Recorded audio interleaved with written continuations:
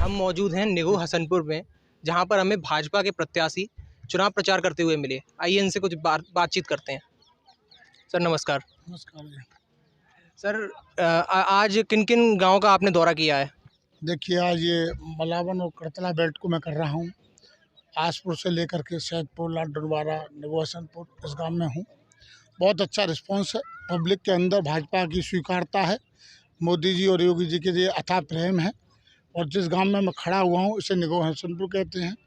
इसके अंदर सातों कौमें सामाजिक समीकरण के हिसाब से रहती हैं।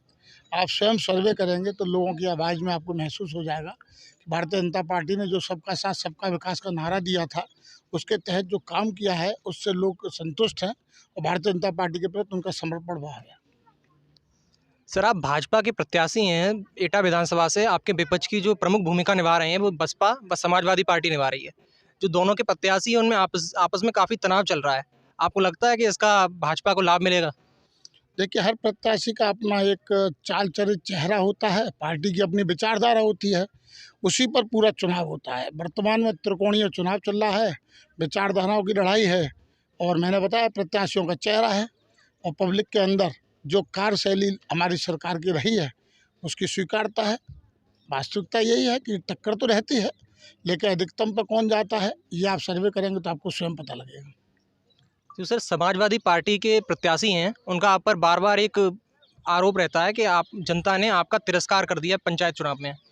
इस इन्होंने ये बार बार कई जगहों पर ये बात कही है। तो आपको लगता है कि जो भाजपा का जनाधार है वो थोड़ा सा खिसका है और समाजवादी पार्टी को लोग ज़्यादा पसंद कर रहे हैं, भाजपा के कार्यों से कम संतुष्ट हैं लोग? देखिए, पंचायत चुनाव का जो आकलन वो बता रहे हैं तो उनको बता दूं कि पंचायत चुनाव का जो उस समय का जो माहौल होता है वो अलग होता है और ये जो सरकारों का जो विधानसभा के चुनाव होते हैं इसका माहौल अलग होता है। और उनकी अपनी सोच है, क्योंकि उनको लगता है कि वो पंचायती स्तर के व्यक्ति हैं तो उनकी सोच वो पंचायत स्तर पर है। यहाँ पर सरकार बनाने की बात है और सरकार बनाने के लिए जो कार्यशैली रहती है, जो चाल चरित चेहरा रहता है, सरकारों की कार्य रहते हैं और जो राष्ट्रवाद है, जिस तरीके से देश आगे बढ़ रहा है, कई अनेकों कारण हैं जिसके कारण से भारतीय जनता पार्टी के प्रति समर्पण भाव बना है। और जो पंचायत चुनाव होता है वो कोई पार्टी विशेष का नहीं होता है। उनको गलतफहमी है कि वो पार्टी विशेष का चुनाव होता है।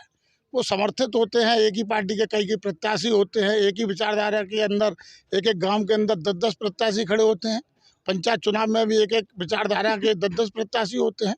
तो वो विचारधारा की लड़ाई नहीं होती है, वो एक पंचायत की लड़ाई अलग विषय को लेकर के होती है और ये विचारधारा की लड़ाई है।